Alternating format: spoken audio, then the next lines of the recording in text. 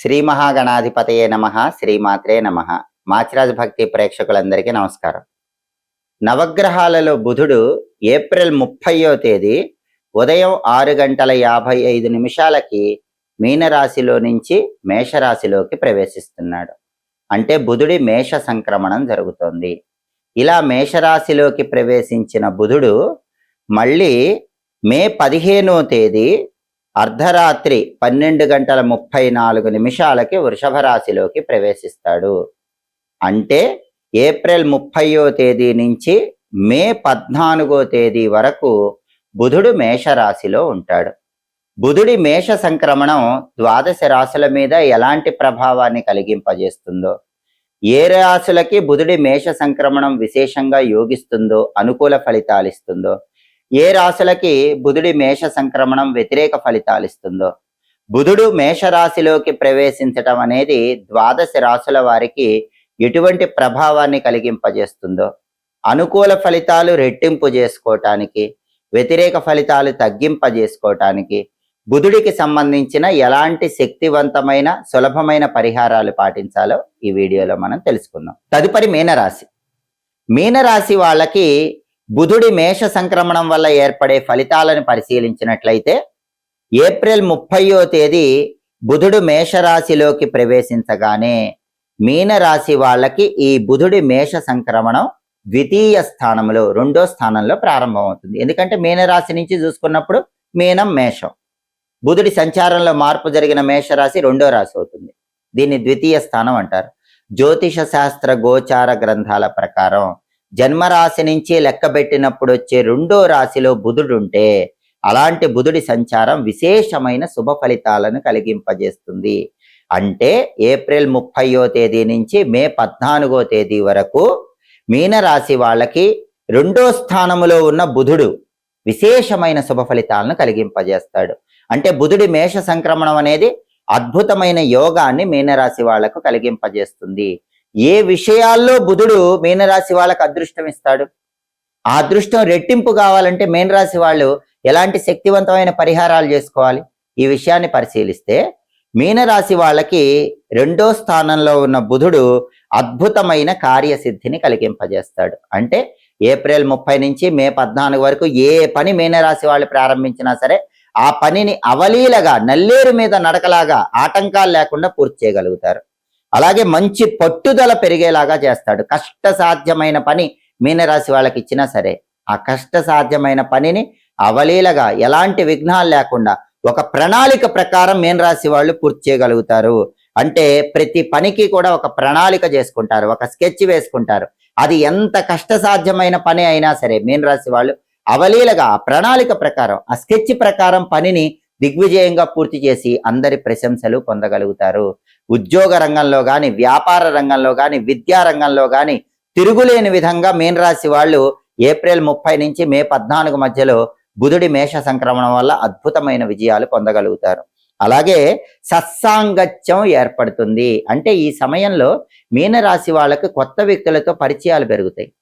ఆ వ్యక్తులు కూడా చాలా మంచి వాళ్ళై ఉంటారు. అంటే మంచి మిత్రులు పరిచయం అయ్యే అవకాశం ఉంది.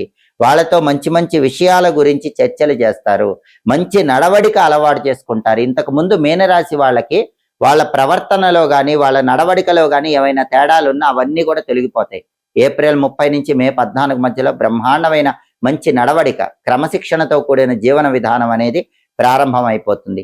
సత్కర్మలు చేస్తారు, మంచి మంచి పనులు ఈ సమయంలో చేస్తూ ఉంటారు, సత్కార్యాల్లో పాల్గొంటారు. దానివల్ల సమాజంలో పేరు ప్రతిష్టలు తెచ్చుకుంటారు, సుఖ సంతోషాలు లభిస్తాయి, భోగభాగ్యాలు లభిస్తాయి. అన్ని కార్యాల్లో విజయం సాధించడం వల్ల మనస్సు ఎప్పుడు ఉల్లాసంగా ఆనందంగా ఉంటుంది. నవ్వుతూ తుళ్ళుతూ మీనరాశి వాళ్ళు ఈ సమయంలో కాలాన్ని గడుపుతూ ఉంటారు. అలాగే బ్రహ్మాండమైనటువంటి విందు భోజనం ఈ సమయంలో లభించే అవకాశం కూడా ఉంటుంది. షడ్రసోపేతమైన విందు భోజనాన్ని స్వీకరిస్తూ ఆనందాన్ని పొందుతూ ఉంటారు. అలాగే వినోద కార్యక్రమాల్లో కూడా పాల్గొంటారు. ఉల్లాసంగా, ఉత్సాహంగా వినోద కార్యక్రమాల్లో పాల్గొని సమయాన్ని చాలా చక్కగా ఆనందంగా గడుపుతూ ఉంటారు. అలాగే ఆరోగ్యం నిలకడగా ఉంటుంది, అనారోగ్యాలన్నీ కూడా తొలగిపోతాయి.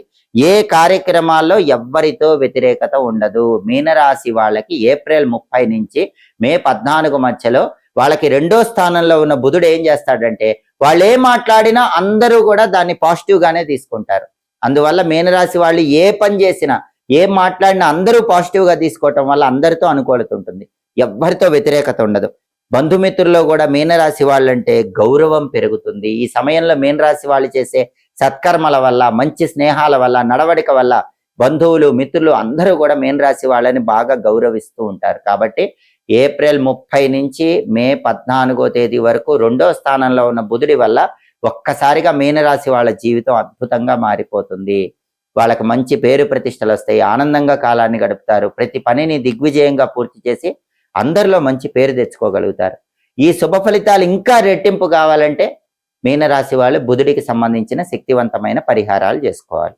ఏప్రిల్ 30వ తేదీ బుధుడి మేష సంక్రమణం 12 రాశులలో కొన్ని రాశులకు అనుకూల ఫలితాలను కలిగింపజేస్తుంది, కొన్ని రాశులకు వ్యతిరేక ఫలితాలు కలిగింపజేస్తుంది. అనుకూల ఫలితాలు వచ్చే రాశుల వాళ్ళు అనుకూల ఫలితాలు రెట్టింపు చేసుకోవటానికి, వ్యతిరేక ఫలితాలు ఉన్న రాశుల వాళ్ళు ఆ వ్యతిరేక ఫలితాలు పూర్తిగా తొలగింపజేసుకోవటానికి బుధుడికి సంబంధించిన శక్తివంతమైన పరిహారాలు చేసుకోవాలి. ఏప్రిల్ 30వ తేదీ నుంచి మే 14వ తేదీ వరకు బుధుడు మేషరాశిలో ఉండటం, బుధుడి మేష సంక్రమణం అనేది సంపూర్ణంగా అనుకూల ఫలితాలే ఇవ్వటానికి 12 రాశుల వాళ్ళు బుధుడికి సంబంధించి పాటించాల్సిన శక్తివంతమైన పరిహారాల్లో మొట్టమొదటి పరిహారం ఏంటంటే, ప్రతిరోజు కూడా గణపతి మంత్రాన్ని, బుధ మంత్రాన్ని జపించుకోవాలి. బుం బుధాయ నమః అనే మంత్రాన్ని ప్రతిరోజు 17 సార్లు ఈ సమయంలో జపించుకోవాలి. అలాగే గణపతికి సంబంధించినటువంటి గం గణపతయే నమః అనే మంత్రాన్ని 21 సార్లు చదువుకోవాలి. బుంబుదాయ నమః మంత్రం 17 సార్లు, గం గణపతయే నమః మంత్రం 21 సార్లు ఏప్రిల్ 30 నుంచి మే 14 మధ్యలో ప్రతిరోజు జపించుకుంటే బుధుడి మేష సంక్రమణం పూర్తిగా యోగిస్తుంది. అలాగే ఈ సమయంలో స్నానం చేసిన తర్వాత ప్రతిరోజు కానీ లేదా బుధవారం పూట కానీ ఉత్తర దిక్కులో దీపాన్ని వెలిగించండి. మీ ఇంట్లో హాల్లో ఉత్తరం వైపు ఒక పీట ఉంచి ఆ పీటకు పసుపు రాసి కుంకుమ బొట్లు పెట్టి ఆ పీట మీద బియ్య పిండితో ముగ్గు వేసి ఒక మట్టి ప్రమిదలో ఇంకొక మట్టి ప్రమిద ఉంచి ఆవు నెయ్యి పోసి 5 ఒత్తులు కలిపి ఒక ఒత్తిగా చేసి ఆ ఒత్తి ఉత్తర దిక్కు వైపు వెలిగేలాగా దీపం పెట్టండి. ఈ ఉత్తర దీపాన్ని అంటే ఉత్తర దిక్కు వైపు దీపాన్ని ఏప్రిల్ 30 నుంచి మే 14 మధ్యలో ప్రతిరోజు వెలిగిస్తే అద్భుత ఫలితాలు ఉంటాయి. ప్రతిరోజు వెలిగించడం వీలు కాని వాళ్ళు కనీసం ఈ సమయంలో వచ్చే బుధవారం అయినా సరే ఈ ఉత్తర దిక్కు దీపాన్ని వెలిగించండి. దానివల్ల సంపూర్ణంగా బుధుడి మేష సంక్రమణం 12 రాశుల వారికి అనుకూల ఫలితాలే ఇస్తుంది. అలాగే ఈ సమయంలో వచ్చే బుధవారము నానబెట్టిన పెసలు గోమాతకు తినిపించండి, లేదా కేజింబావు పెసలు ఆకుపచ్చ వస్త్రంలో మూటగట్టి ఏప్రిల్ 30 నుంచి మే 14 మధ్యలో వచ్చే బుధవారాలు ఉదయం 6 నుంచి 7 మధ్యలో కానీ మధ్యాహ్నం 1 నుంచి 2 మధ్యలో కానీ దేవాలయంలో బ్రాహ్మణుడికి దానం ఇవ్వండి. దానివల్ల కూడా బుధుడి మేష సంక్రమణం అనుకూల ఫలితాలు ఇస్తుంది. అలాగే ఏప్రిల్ 30 నుంచి మే 14 మధ్యలో వచ్చే బుధవారాలు ఉపవాసం ఉండండి. రాత్రికి పెసరపప్పుతో చేసిన పొంగల్ని ఆహారంగా స్వీకరించండి. దానివల్ల కూడా ఈ బుధుడి మేష సంక్రమణం అనుకూల ఫలితాలే కలిగింపజేస్తుంది. అలాగే ఈ సమయంలో ప్రతిరోజు తులసి కోటలో నీళ్లు పోస్తే మంచిది, తులసి కోట దగ్గర దీపం పెడితే మంచిది, తులసి కోటకు ప్రదక్షిణలు చేస్తే మంచిది.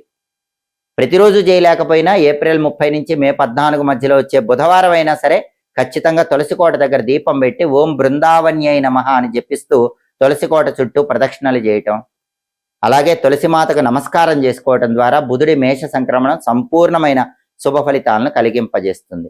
అలాగే ఈ సమయంలో వచ్చే బుధవారము ఒకసారి గణపతి ఆలయానికి వెళ్ళి గరికపోచలు ఎర్ర పుష్పాలతో అర్చన చేయించుకోండి. గణపతి ఆలయంలో 5 ప్రదక్షిణలు చేయండి. దానివల్ల కూడా సంపూర్ణంగా బుధుడి మేష సంక్రమణం అనుకూల ఫలితాలను కలిగింపజేస్తుంది. అలాగే ఈ సమయంలో ప్రతిరోజు సంకటనాశక గణేశ స్తోత్రం వింటే చాలా మంచిది.